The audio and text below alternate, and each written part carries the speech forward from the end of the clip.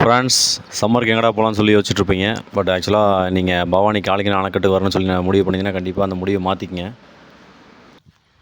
Friends, இங்கெல்லாம் குழந்தைகளை கூட்டு வந்து குளிச்சிட்ருப்பாங்க. பட் பார்த்திங்கன்னா சுத்தமாக தண்ணீர் இல்லை.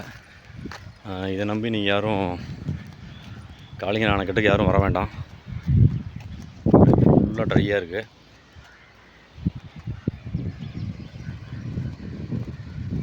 தண்ணீரே இல்லை. இங்கெல்லாம் குளிச்சிட்ருப்பாங்க குழந்தைங்கள்லாம், நல்லாயிருக்கும். ஆனால் இப்போ சுத்தமாக தண்ணி இல்லை.